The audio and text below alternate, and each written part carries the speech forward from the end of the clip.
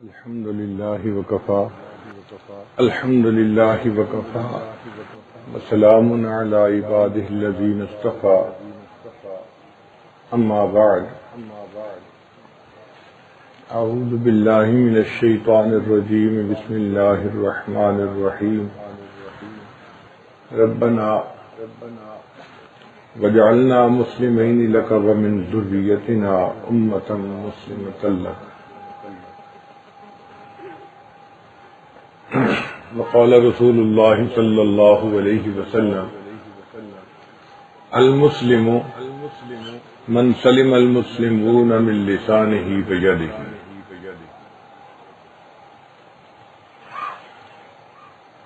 سبحان ربك رب العزة عما يصفون وسلام على المرسلين والحمد لله رب العالمين اللهم صل على سيدنا محمد وعلى آل سيدنا محمد وبارك وسلم.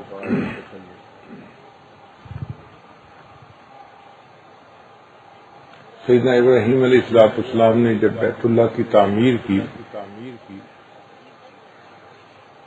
تو اس وقت اللہ تعالیٰ کی طرف سے حکم ہوا کہ میرے خلیل آپ نے گھر بنایا میرا، اب مجھ سے مانگیں جو مانگتے ہیں.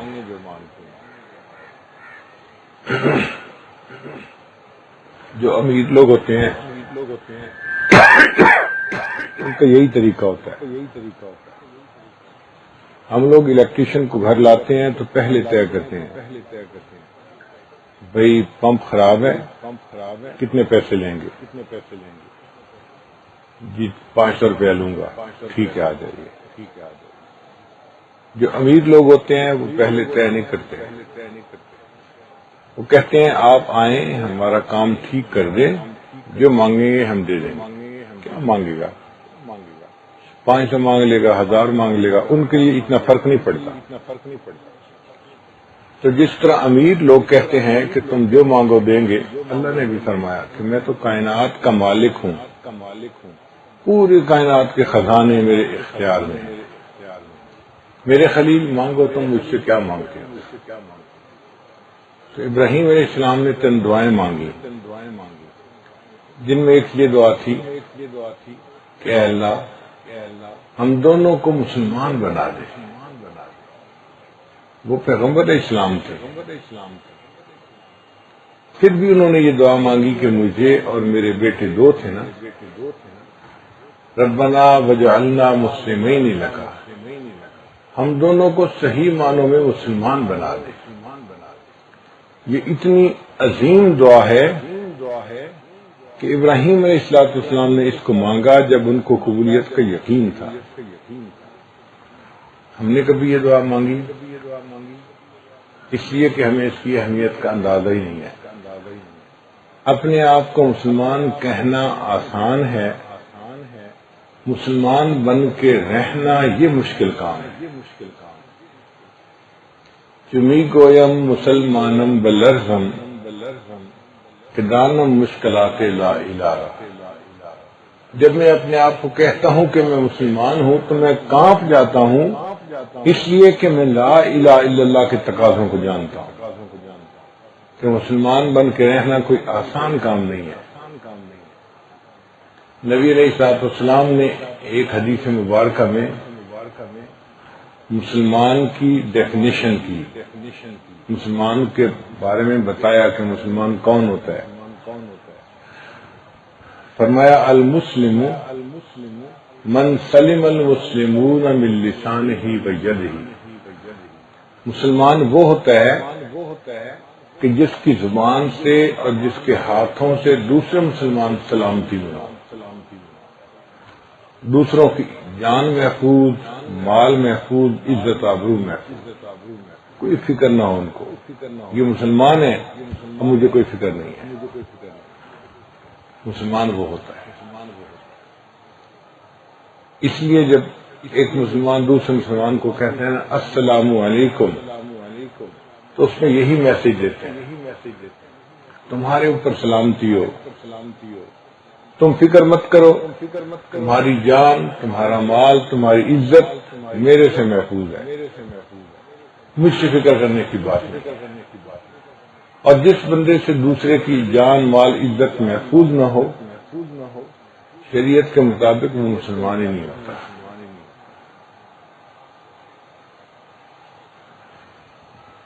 عجیب نقطہ یہ ہے کہ یہاں پر زبان کا تذکرہ پہلے اور ہاتھ کا تذکرہ بعد میں، اس لیے کہ ہاتھ سے کسی کو تکلیف پہنچانے کے لیے طاقتور ہونا ضروری ہے۔ اگر آپ طاقتور نہیں اور کسی کو ایک تھپڑ ماریں گے تو وہ الٹا آگے سے 2 تھپڑ لگائے گا۔ آپ ایک جوتا لگائیں گے اور جواب میں 10 جوتے خود کھائیں گے۔ تو ہاتھ سے تکلیف پہنچانے کے لیے طاقتور ہونا ضروری ہے، زبان سے تکلیف پہنچانے کے لیے کمزور بھی طاقتور کو بھی تکلیف پہنچا سکتا ہے۔ زبان سے ایسی بات کرے کہ دوسرے کا دل دکھے۔ پھر ہاتھ سے تکلیف پہنچانے کے لیے ساتھ ہونا ضروری ہے، زبان سے تکلیف پہنچانے کے لیے پاس ہونا بھی ضروری ہے۔ دوسرے شہر میں بیٹھ کے کوئی بات کریں اور اس بندے کے دل کو تکلیف پہنچے۔ ہاتھ سے تکلیف پہنچانے کے لیے زندہ ہونا ضروری ہے۔ اب جو فوت ہو گئے ان کو ہاتھ سے تکلیف نہیں پہنچا سکتے، لیکن زبان سے ان کو بھی تکلیف پہنچا سکتے۔ جیسے بعض لوگ سلف صالحین کو برا کہتے ہیں، ان کی روحوں کو تکلیف پہنچاتے ہیں۔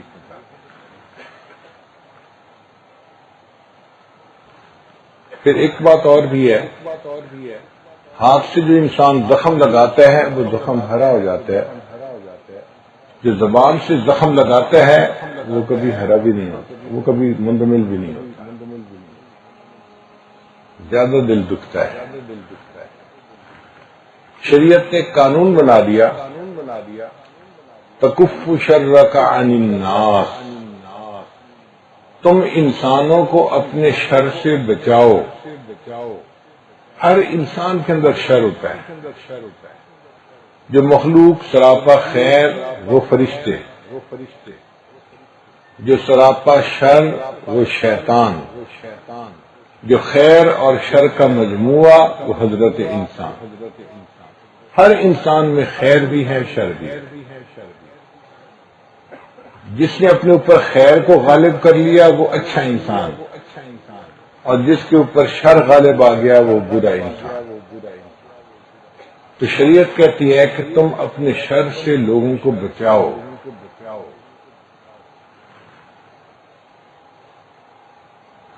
اور کسی کو اپنی تکلیف سے بچانا یہ صدقہ ہے، اس پر ثواب ملتا ہے۔ مثلا آپ کا دل چاہ رہا ہے کسی سے مذاق کرنے کو، دل میں ٹیمپٹیشن ہو رہی ہے اس کو مذاق کریں، آپ اپنے آپ کو سنبھالتے ہیں، روک لیتے ہیں۔ شریعت کہتی ہے کہ یہ جو آپ نے اپنے جذبے کو روکا، اس پر اس بندے کو صدقہ کرنے کا ثواب دیا جائے گا۔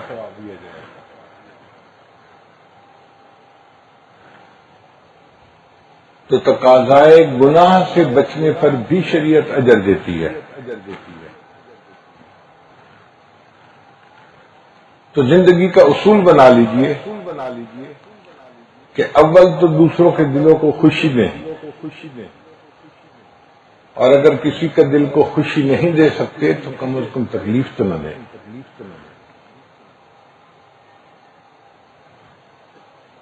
اول تو آپ دوسرے کی تعریف کریں، اگر تعریف نہیں کر سکتے تو دوسرے کی غیبت تو نہ کریں۔ اول تو اپنے مسلمان بھائی سے دوستی کریں، اگر دوستی نہیں کر سکتے تو دشمنی تو نہ کریں۔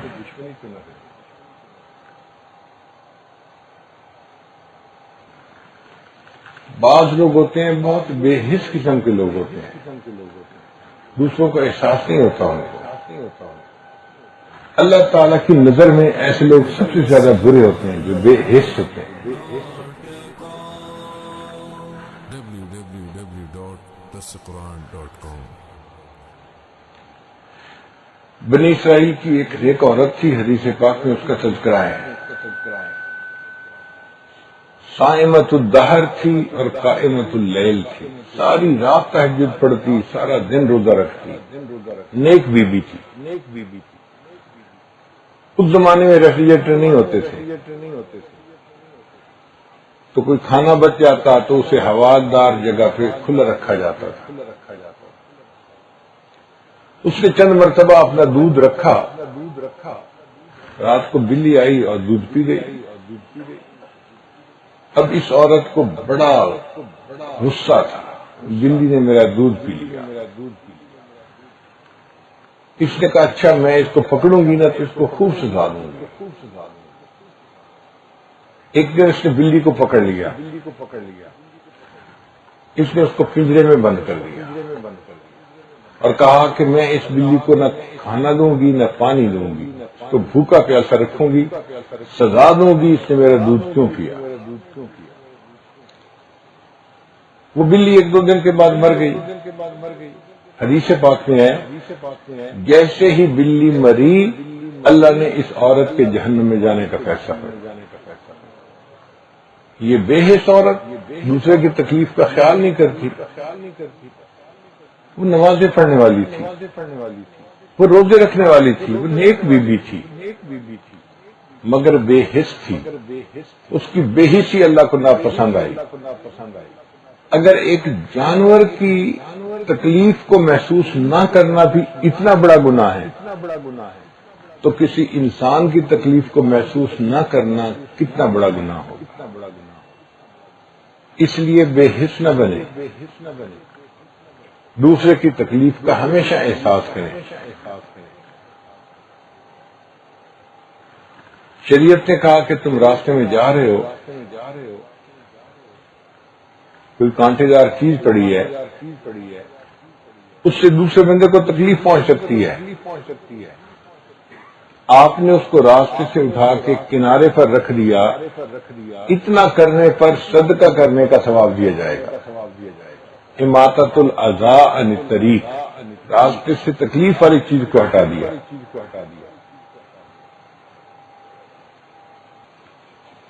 مسجد میں پہلی صف میں نماز پڑھنے کا اجر زیادہ ہے، لیکن جمعے کے دن رش ہوتا ہے. اب ہر بندہ کوشش کرے کہ میں پہلی صف میں جاؤں تو اسے کندھوں سے پھیلانگنا پڑے گا جو بیٹھے ہوئے ہیں، اور بیٹھنے والوں کو تکلیف ہوگی. تو شریعت کہتی ہے کہ نہیں، یہ کندھوں سے پھیلانگ کے جانا تکلیف کا باعث ہے. اب رش کی وجہ سے تم پیچھے بھی نماز پڑھ لو گے، تمہیں پہلی نماز کا ثواب مل جائے. بعض لوگوں کو برس کی بیماری ہوتی ہے، چہرے پہ جسم پہ داغ آ جاتے ہیں، سفید داغ، کبھی ناک پہ، کبھی آنکھ پہ، کبھی رخسار پہ، کبھی ماتھے پہ. تو کئی مرتبہ وہ ایسے داغ ہوتے ہیں کہ دوسرا بندہ دیکھتا ہے نا تو طبیعت میں اندر کراہت سی پیدا ہوتی ہے، اچھا نہیں لگتا. شریعت نے کہا کہ مسلمان مرد 5 وقت کی نماز مسجد میں آ کر باجماعت ادا کرے، لیکن برس کا اگر کوئی مریض ہے وہ اپنے گھر میں نماز پڑھ لے گا، اللہ اس کو مسجد میں آ کر نماز پڑھنے کا ثواب عطا فرمائے، چونکہ یہ دوسروں کو اپنی تکلیف سے بچا رہا ہے. اس لیے کوئی بندہ اگر کچا پیاز کھائے تو منہ سے اس کی مہک آتی ہے، بو آتی ہے. نبی علیہ السلام نے ارشاد فرمایا انی اکرہ ریحھا، مجھے کچے پیاز کی جو مہک ہے، بو ہے، وہ ناپسند ہے. یہ نہیں فرمایا کہ مجھے پیاز ناپسند ہے. حکمت دیکھیے بات کی، مجھے اس کی مہک اچھی نہیں لگتی. چنانچہ اگر کوئی بندہ پیاز کھائے تو مسواک کرے، اگر بو آ رہی ہے تو مسجد میں نہ جائے. کیوں؟ اس لیے کہ اس سے دوسرے مسلمانوں کو تکلیف پہنچے گی. آپ اندازہ لگائیں کہ ہماری شریعت کتنی خوبصورت ہے، ہمارا دین کس قدر پیارا ہے.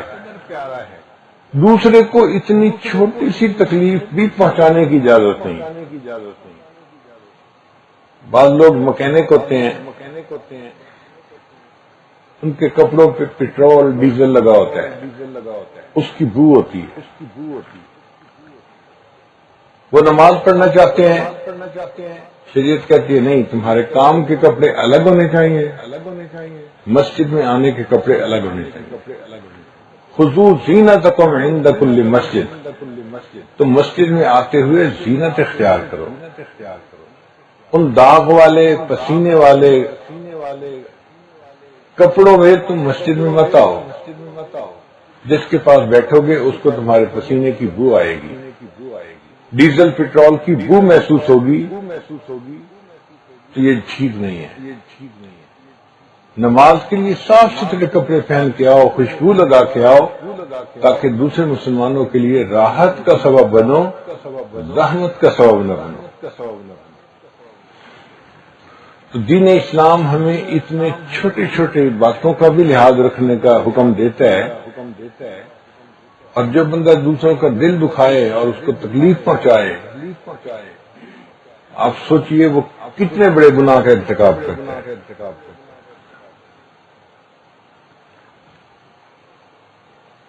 نبی علیہ الصلوۃ والسلام ایک مرتبہ تہجد کے وقت اٹھے. سیدہ عائشہ صدیقہ رضی اللہ تعالیٰ عنہ اسی بستر پہ سو رہی تھی. فرماتی ہیں کہ میں نے دیکھا کہ جیسے کوئی چور ہوتا ہے نا، دبے پاؤں آہستہ آہستہ چلتا ہے، کھٹکا نہ ہو، پتہ نہ چلے کسی کو.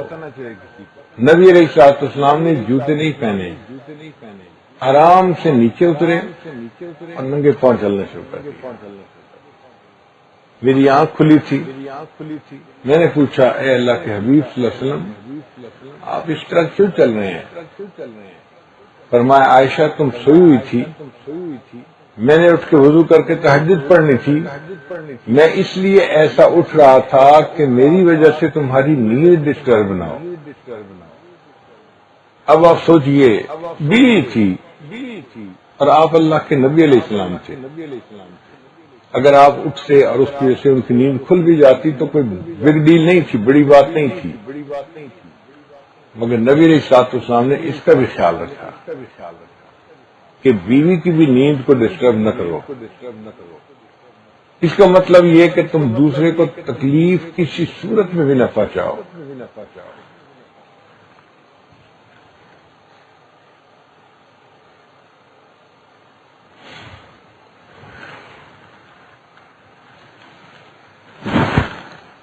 ہمارے اکابرین اس کا بہت خیال رکھا کرتے تھے.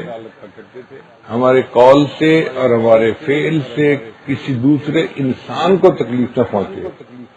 صرف مسلمان کی بات نہیں، مسلمان تو اونچی شان والا ہوتا ہے، کوئی کافر بھی ہو تو اس کو تکلیف نہیں پہنچنی چاہیے، اس لیے کہ وہ انسان تو ہے. حضرت مفتی محمد شفیع رحمۃ اللہ فرماتے ہیں، مدرسے میں جب میری تعلیم مکمل ہو گئی تو میرے پاس وقت تھا. میں نے سوچا کہ میں کسی اللہ والے کی صحبت میں جا کے رہتا ہوں. ایک بزرگ تھے میاں اسد حسین جو بندی رحمۃ اللہ علیہ، میں ان کے پاس گیا کہ میں چند دن ساتھ رہوں گا اور حضرت سے دین سیکھوں گا. فرماتے ہیں ہم نے عشاء کی نماز پڑھی اور مسجد سے گھر جا رہے تھے. ایک جگہ پہنچ کر حضرت کھڑے ہو گئے اور اپنے جوتے اتار کے ہاتھ میں پکڑ لیے، ننگے پاؤں چلنا شروع کر دیا. کوئی 100 قدم ننگے پاؤں چلے، پھر جوتا پہن لیا، گھر پہنچ گئے. میں نے پوچھا، حضرت آپ نے راستے میں چلتے ہوئے جوتے کیوں اتارے؟ تو فرمایا کہ یہ مخلوط آبادی ہے، مسلمان بھی رہتے ہیں، ہندو بھی رہتے ہیں۔ ایک نوجوان عورت ہے ہندو، اور وہ جسم فروشی کا کام کرتی ہے۔ رات کو اس کے گھر پہ مرد آتے ہیں اور بدکاری کا ارتکاب کرتے ہیں۔ جب جوان تھی تو رش خوب ہوتا تھا، اب تھوڑی سی عمر اس کی زیادہ ہو گئی تو لوگ کم آتے ہیں، مگر مجھے یہ اطلاع ملی ہے کہ ابھی بھی وہ بن سنور کے انتظار میں بیٹھی ہوتی ہے کہ کوئی آئے گا۔ فرمان لگے کہ میں عشاء پڑھ کے اسی راستے سے گزرتا ہوں اور میں مرد ہوں۔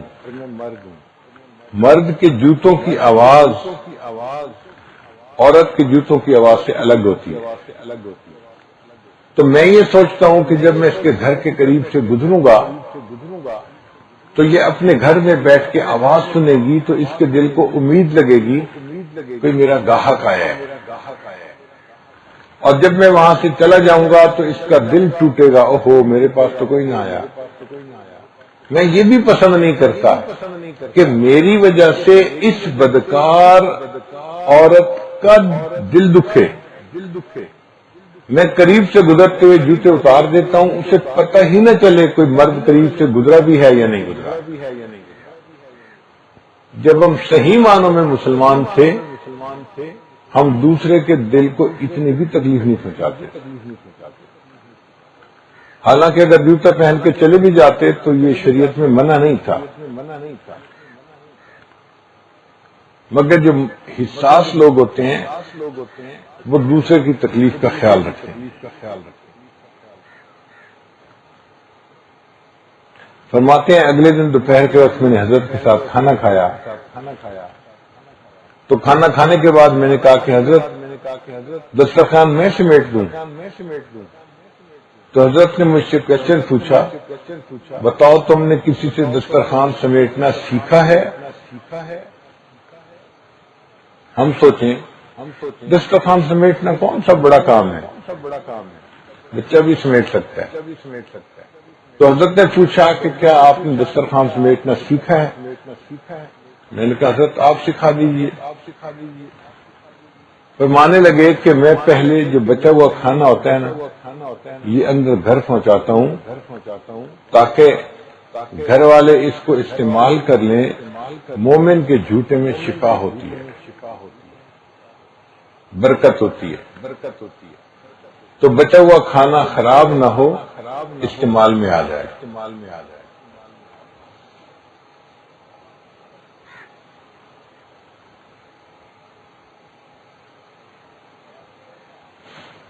پھر اس کے بعد جو دسترخوان کے اوپر چھوٹے چھوٹے ذرے بچ جاتے ہیں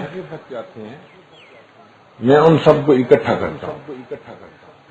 ایسے نہیں کہ دسترخوان اٹھا کے جھاڑ دیا، نہ، وہ چھوٹے چھوٹے ذروں کو اکٹھا کرتا ہوں اور پھر ان ذروں کو لے جا کے فلاں جگہ میں پھینکتا ہوں، وہاں پر چیونٹیاں ہیں، ہمارے لیے وہ ذرے ہیں، چیونٹیوں کے لیے وہ رزق ہے۔ چیونٹیاں اس کو کھا لیتی ہیں اور ذروں کا ان کو فائدہ ہو جاتا ہے۔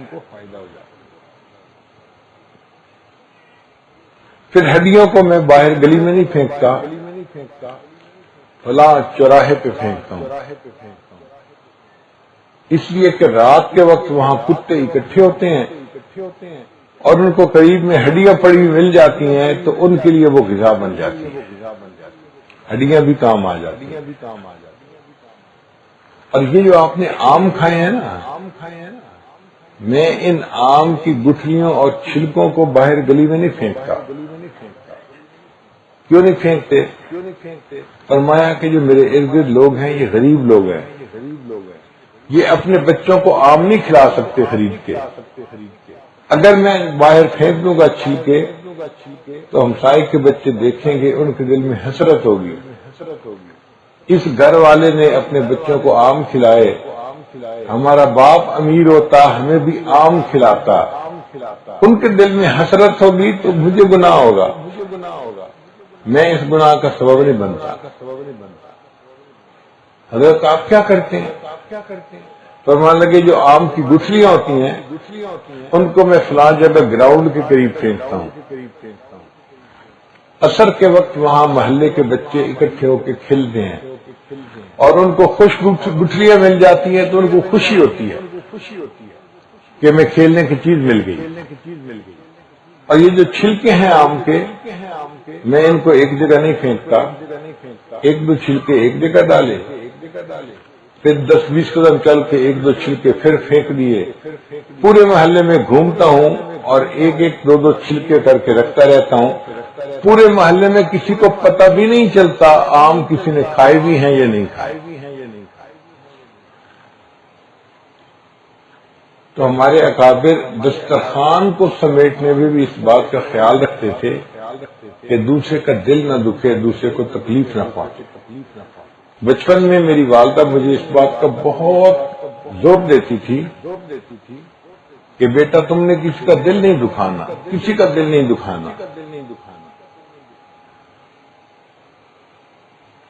ایک دفعہ میں نے پوچھ لیا، امی آپ ہر وقت مجھے کہتی رہتی ہیں کسی کا دل نہیں دکھانا، کسی کا دل نہیں دکھانا،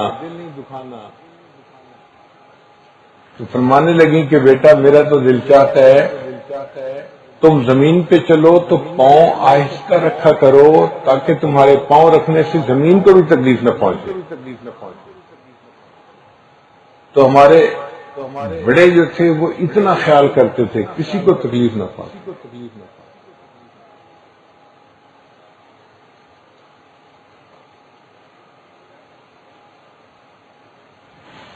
انسان تو انسان، جانور کو بھی تکلیف نہیں پہنچاتے تھے۔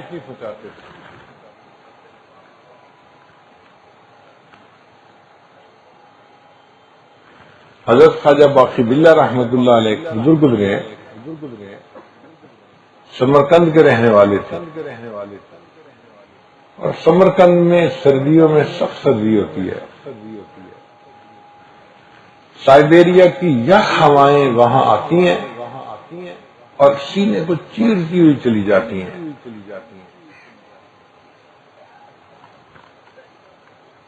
آپ یوں سمجھیں کہ آپ کسی فریزر کے اندر کھڑے ہوئے ہیں، اتنی ٹھنڈ ہوتی ہے۔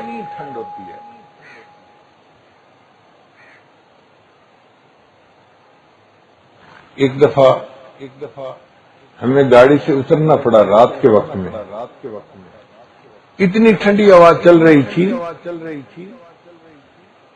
کہ میں نے کپڑوں کے اوپر سویٹر پہنی ہوئی تھی، اوپر ویسٹ کوٹ پہنی ہوئی تھی، اوپر ایک بڑا کوٹ اون کا پہنا ہوا تھا اور اس کے اوپر میں نے گرم کمبل لیا ہوا تھا۔ ان تمام کپڑوں کے باوجود ایسی ٹھنڈ تھی کہ مجھ سے 4 منٹ باہر نہیں کھڑا ہوا گیا۔ مجبور ہو کے میں پھر گاڑی کے اندر آ کے بیٹھ گیا کہ باہر بہت ٹھنڈ ہے۔ تو اتنی وہاں ٹھنڈک ہوتی ہے۔ خواجہ باقی باللہ رحمۃ اللہ تہجد کے لیے اٹھے اور انہوں نے ٹھٹھرتے ٹھٹھرتے چند رکعت تہجد پڑھی۔ خیال تھا کہ جلدی سے میں بستر میں جاؤں اور رضائی میں لپٹ کے بیٹھوں اور پھر باقی اوراد وظائف مراقبہ رضائی کے اندر بیٹھ کے کروں گا۔ جب نفل پڑھ کے بستر کی طرف آئے تو دیکھا کہ ایک بلی کہیں سے آ گئی تھی اور رضائی کے اندر وہ سو رہی۔ تو خواجہ باقی باللہ رحمۃ اللہ علیہ نے سوچا اب میں اگر بستر میں بیٹھوں گا تو یہ بلی جاگ جائے گی اور اس کی نیند ڈسٹرب ہوگی، اس کو تکلیف ہوگی۔ واپس مصلی پہ آ کے بیٹھے، پوری رات ٹھٹھرتے رہے، بلی کو تکلیف نہیں پہنچائی۔ صبح کے وقت اللہ نے الہام فرمایا میرے بندے تم سمرقند سے دہلی کی طرف ہجرت کرو، ایک بڑی شخصیت تم سے بیعت ہوگی۔ فرماتے ہیں کہ میں ہجرت کر کے دہلی آیا اور وہاں پر امام ربانی حضرت مجدد ثانی رحمۃ اللہ ان کے ہاتھ پر بیعت ہوئے۔ تو ایک بلی کو تکلیف نہ دینے پر اللہ نے ان کو اتنا بڑا انعام عطا فرما دیا۔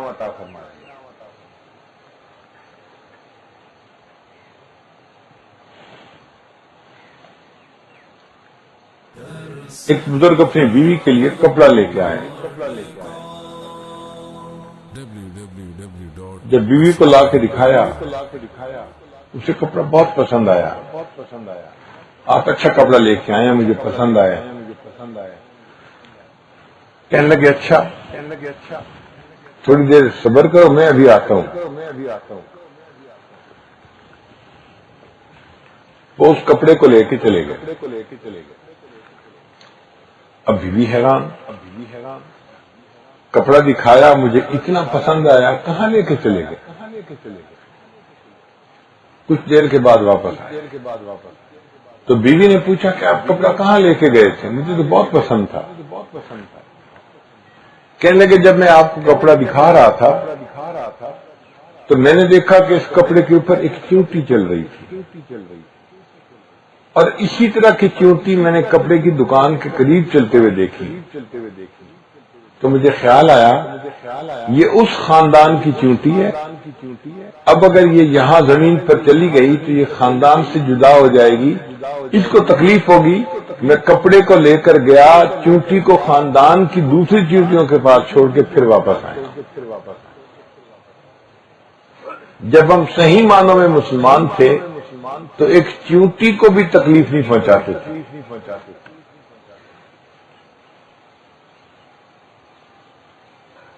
اور آج ہم انسانوں کو نہیں مسلمانوں کو تکلیف پہنچاتے ہیں, اور صرف مسلمانوں کو نہیں رشتہ داروں کو تکلیف پہنچاتے ہیں. اور رشتہ داروں کو ہی نہیں, گھر کے جو محبوب لوگ ہیں, ماں ہے, بہن ہے, بیوی ہے, بچے ہیں, بھائی بہن ہیں, ان کے لیے تکلیف کا باعث بنتے ہیں. تو اب آپ بتائیے کہ جو گھر کے لوگوں کو تکلیف پہنچائے گا پھر وہ اپنا ٹھکانہ کہاں بنائے گا؟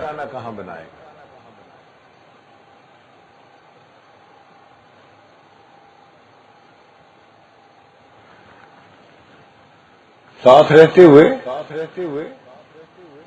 انسان دوسرے کا دل دکھا بیٹھتا ہے. اگر کبھی زندگی میں ایسا ہو جائے, اول تو ہونا نہیں چاہیے, اگر کبھی ہو جائے تو فوراً اس کا نوٹس لیا کریں, ان کی منت سماجت کر کے ان سے معافی مانگا کریں, یا کوئی ایسا کام کریں کہ جس سے ان کا دل خوش ہو جائے.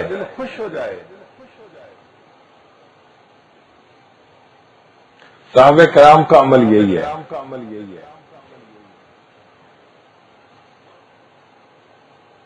ایک ثابت اسلم رضی اللہ تعالی عنہ, یہ عمر بن الخطاب عنہ کے غلام تھے, ان کے خادم تھے. وہ فرماتے ہیں کہ ایک دفعہ عمر عنہ نے مجھے کہا کہ اسلم, میں مدینہ طیبہ میں تو روز ہی راؤنڈ لگاتا ہوں رات کو, یہ دیکھنے کے لیے کہ لوگ کس حال میں ہیں. آج دل چاہ رہا ہے کہ مدینے کے شہر سے ذرا باہر کنارے پہ جو لوگ رہتے ہیں ان کو بھی دیکھیں کہ وہ کس حال میں ہیں. میں نے کہا حضرت میں حاضر ہوں. عمر لانا مجھے لے کے چلے. جب ہم مدینہ سے ذرا باہر نکلے تو ایک قافلہ وہاں رکا ہوا تھا. انہوں نے خیمے لگائے ہوئے تھے.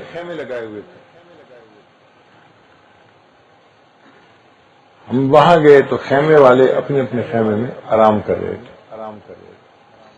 ایک خیمے کے سامنے ایک عورت تھی اور اس کے 2 بچے تھے.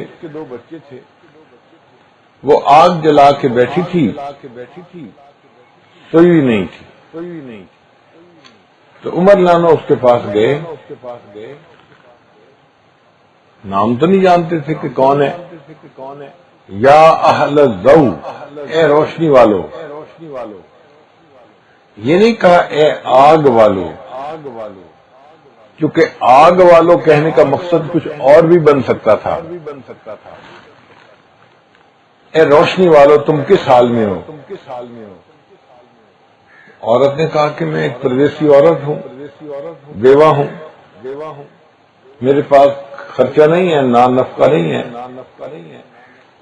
اور میرے 2 بچے ہیں اور دونوں بھوکے ہیں.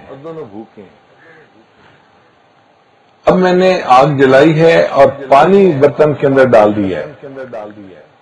میرے بچے کھانا پکنے کے انتظار میں تھوڑی دیر تو روتے رہیں گے اور پھر رو رو کے سو جائیں گے. میں بھی سو جاؤں گی اور ہماری رات کٹ جائے گی. عمر لان نے جب یہ سنا کہ بچے بھوکے ہیں اور رو رہے ہیں اس لیے کھانے کو کچھ نہیں، پریشان ہو گئے. ان بچوں کو کھانا پہنچانا تو میری ذمہ داری ہے. مجھے کہنے لگے چلو چلتے ہیں. واپس شہر لے کے آئے، بیت المال کا دروازہ کھلوایا اور بیت المال سے آٹا لیا، گھی لیا، شہد لیا. یہ استعمال کی چیزیں ہوتی ہیں. اور مجھے کہا کہ اسلم یہ آٹے کی بوری میری پیٹھ پہ رکھ دو. میں نے کہا حضرت میں آپ کا نوکر، آپ کا غلام، میں آسانی سے اٹھا لوں گا، میری عادت ہے یہ کام کرنے کی. سمجھنے کہ نہیں، ذمہ داری بھی میری تھی اور اس کو پورا بھی میں کروں گا. اپنی پیٹھ پہ وہ آٹے کی بوری رکھ لی اور چلنے لگے. راستہ لمبا تھا. وہ کہتے ہیں کہ میں نے دیکھا کہ ان کو سانس چڑھ گئی ہے اور بڑی مشقت ہو رہی ہے اٹھا کے لے جانے. میں نے کہا کہ جی میری پیٹھ پہ رکھنے میں اٹھا لیتا ہوں. نہیں میں لے جاؤں، ذمہ داری میری تھی، لہذا اب یہ ان کو پہنچانا میرا کام ہے. عمر لانو پھر واپس اسی عورت کے پاس پہنچے اور اس کو جا کے کہا کہ لے اللہ کی بندی، یہ آٹے کی بوری بھی ہے، گھی بھی ہے، چینی بھی ہے، اب اس سے تم کچھ کھانا بناؤ اور ان بچوں کو کھلاؤ. اس نے کہا اچھا میں برتن دھوتی ہوں، تیاری کرتی ہوں. عمر لانا فرمان لگے اچھا تم برتن دھو کے تیاری کرو اور اتنی دیر میں چولہے میں آگ میں جلا دیتا.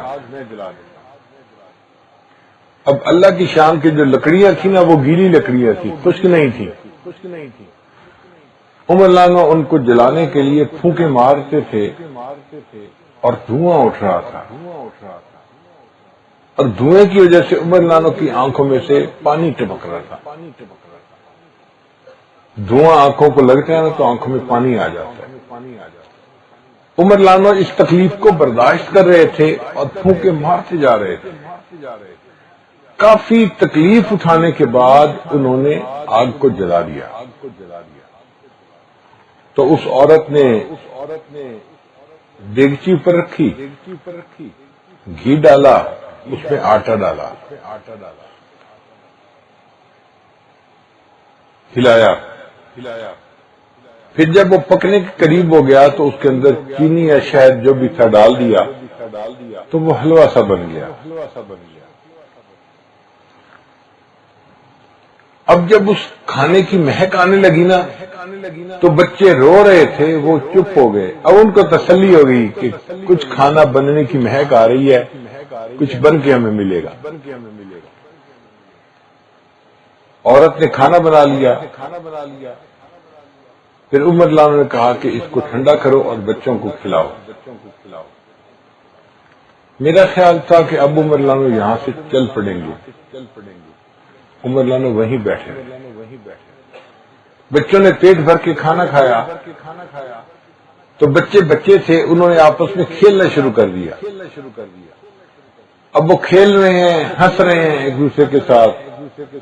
پیٹ بھر گیا تھا نا. اور عمر لانو بیٹھے ان کو دیکھ رہے ہیں. اسلم لانو کہتے ہیں کہ میں نے 2-3 دفعہ اشارہ کیا کہ چلیں. عمر لانو کہا نہیں، صبر کرو، بیٹھو. کافی دیر جب ہم بچوں کو کھیلتا دیکھتے رہے تو پھر ہم اٹھ کے آئے. میں نے راستے میں پوچھا کہ حضرت بڑا وقت ہم نے یہاں لگا دیا، آپ اتنی دیر کیوں بیٹھے رہے؟ عمر اللہ نے کہا کہ اسلم، میں نے ان بچوں کو اپنی آنکھوں سے روتے ہوئے دیکھا تھا، اب میرا دل چاہتا تھا اپنی آنکھوں سے ہنستے ہوئے بھی ان کو دیکھا۔ چھوٹے بچوں کی تکلیف کا اتنا خیال تھا۔ تو اگر ہم کسی کے رونے کا باعث بنے تو پھر اس کے دل کی خوشی کا باعث بھی تو بن سکتے ہیں۔ ایک بیٹا ایسی حرکت کرتا ہے کہ ماں روتی ہے تو یہ ماں کے آنسوؤں کو چھوٹا نہ سمجھیں۔ ایک آدمی مس بہیو کرتا ہے، اس کی بیوی روتی ہے، وہ بیوی کی آنسوؤں کو چھوٹا نہ سمجھے، ڈرے۔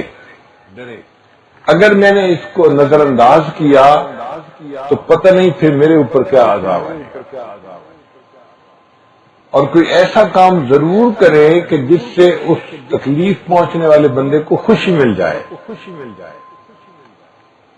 رلایا ہے تو ہنسانا بھی ہماری ذمہ داری ہے، ان کے دل کو خوش کرنا بھی ہماری ذمہ داری ہے۔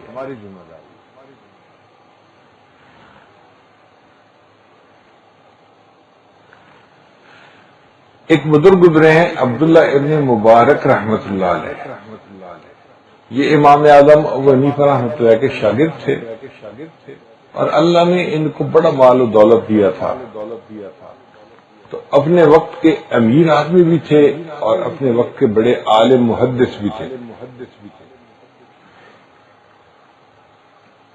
یہ اپنے گھر سے جب کوفہ جاتے امام صاحب کو ملنے کے لیے تو سفر لمبا تھا، راستے میں ایک شہر میں ان کو رات گزارنی پڑتی تھی، تو وہ ایک موٹل میں جاتے۔ موٹل کہتے ہیں کہ جہاں پہ بندے کو رات گزارنے کے لیے چارپائی بستر مل جائے، یہ وہاں پہ سرائے میں رکتے، رات گزارتے اور پھر آگے سفر مکمل کرتے۔ اب اس سرائے میں ایک نوجوان تھا، نیک تھا، اچھے کام کرتا تھا، اور عبداللہ ابن مبارک رحمۃ اللہ اس کو پسند کرتے تھے۔ ایک دفعہ عبداللہ ابن مبارک وہاں پہنچے تو وہ نوجوان نہیں تھا، پوچھا بھئی وہ کہاں ہے؟ لوگوں نے کہا جی اس سے کسی بندے کا قرض دینا تھا، وقت پہ پیسے نہیں دیے اور بندے نے پولیس کو رپورٹ کروا دی، پولیس نے اس بندے کو پکڑ کے جیل میں بند کر دیا، جب تک پیسے ادا نہیں ہوں گے وہ جیل سے باہر نہیں نکل سکتا۔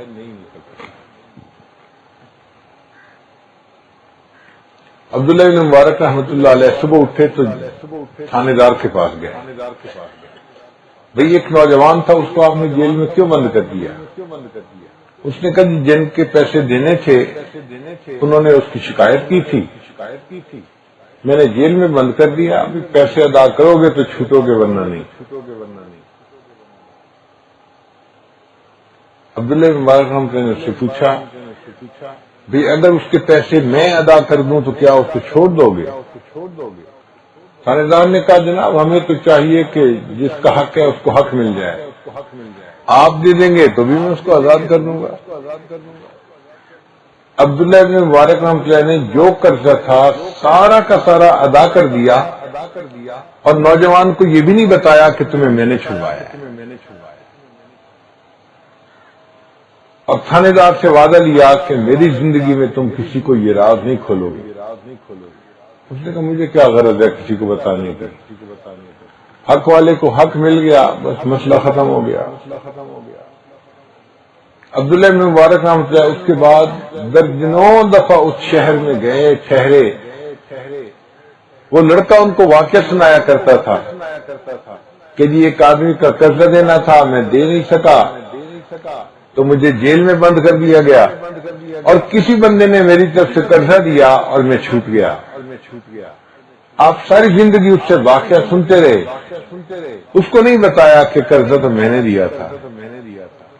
جب عبداللہ بن مبارک کی وفات ہوئی تو تھانے دار نے بلا کے اس نوجوان کو کہا کہ نوجوان تمہیں جیل سے جس بندے نے نکالا تھا وہ عبداللہ بن مبارک تھے، آج ان کی وفات ہے۔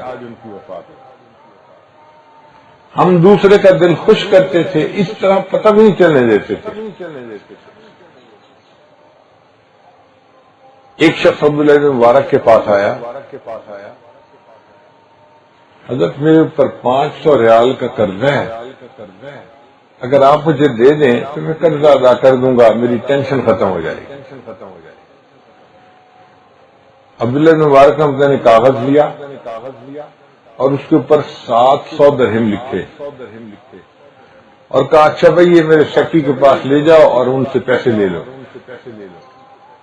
وہ بڑا خوش ہوا کہ میں نے 500 درہم مانگے ہیں، اب مجھے 500 درہم مل جائیں گے۔ سیکٹری کو جا کے چٹ پکڑائی، بھائی مجھے 500 دینار کی درہم کی ضرورت تھی، حضرت نے اجازت دے دی ہے اور یہ چٹ لکھ دی ہے تو مجھے 500 درہم چاہیے۔ اب مانگنے والا 500 درہم مانگ رہا ہے، جب اس نے چٹ پڑھی تو اس پر 700 درہم لکھا ہوا تھا، تو سیکٹری بھی پریشان، 500 دوں یا 700 دوں؟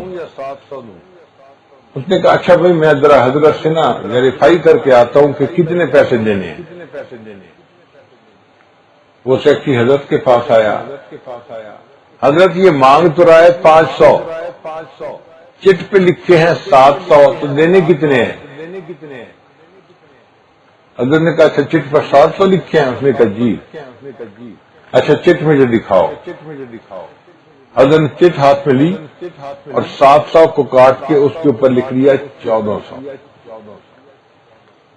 اب سیکٹری حیران، بندے کو 500 چاہیے، چٹ پہ 700 لکھے ہوئے تھے، پوچھنے آیا تو کاٹ کے 1400 کر دیے۔ اب اس نے اس کو 1400 دے تو دیے چونکہ حضرت نے حکم دیا تھا، لیکن اس کو بات سمجھ میں نہ آئی کہ کوئی درختوں سے پتے تو توڑتے نہیں کہ مال اتنا زیادہ ہے، وافر ہے کہ جو چاہو لٹاتے جاؤ۔ تو وہ واپس حضرت کے پاس آیا، حضرت اس کو ضرورت 500 کی تھی تو آپ نے 700 لکھا، جب میں نے پوچھا تو 700 کو 1400 کر دیا، مسئلہ کیا ہے؟ حضرت نے کہا کہ دیکھو اس کو 500 کی ضرورت تھی، وہ 500 مانگنے آیا تھا، میں نے 700 اس لیے لکھے تھے کہ اس کو امید 500 کی ہے، جب 700 ملیں گے تو اس کے دل کو اچانک خوشی ملے گی، اور حدیث پاک میں ہے جو مسلمان بھائی کے دل کو اچانک خوشی پہنچاتا ہے اللہ اس کی زندگی کے پیچھے سب گناہوں کو معاف فرما دے۔ تو میں نے 700 لکھ دیے تھے مگر آپ نے میرا کام خراب کر دیا، آپ پوچھنے آ گئے اور اس کو پتہ چل گیا کہ میں نے 700 لکھے ہیں۔ اب اگر اس کو 700 مل بھی جاتے تو اس کو وہ خوشی نہ ہوتی، میں نے کاٹ کے 700 کو 1400 کر دیا۔ 700 کی امید ہے دل میں، 1400 ملیں گے، اس کے دل کو اچانک خوشی پہنچے گی اور اس خوشی کے بدلے اللہ میرے گناہوں کو معاف فرما دے۔ کیا ہمارے دل میں کبھی یہ بات آئی؟ ہم اپنے ماں باپ کے دل کو خوش کریں، بہن بھائی کے دل کو خوش کریں، بیوی بچوں کے دل کو خوش کریں، ان کے دل خوش ہوں گے، اس کے بدلے اللہ ہمارے دلوں کو خوش فرما دیں۔ سوچتے ہی نہیں ہم مسلمان کس کام کے ہیں؟ یہ تو کل پتہ چلے گا نا کہ ہم اللہ کی کتابوں میں مسلمان بھی ہیں کہ نہیں ہیں۔ کلمہ پڑھ لیا، کام سارے جانوروں والے، کسی پر ظلم کیا، کسی کا حق مارا، لوگوں کے دل دکھائے، اور ہمیں پرواہ بھی نہیں ہوتی کہ دوسروں کے اوپر بیت کیا رہی ہے۔ ایسا انسان جنت میں نہیں جائے گا، اس کو اللہ تعالیٰ جہنم میں دھکا دیں گے۔ اللہ تعالیٰ قرآن مجید میں ارشاد فرماتے ہیں وَيْلٌ لِكُلِّ ہُمَزَةٍ لُمَزَةٍ، ویل ہے ہر اس بندے کے لیے جو عیب جو ہو اور عیب گو ہو۔ یہ دو الگ الگ گناہ ہیں۔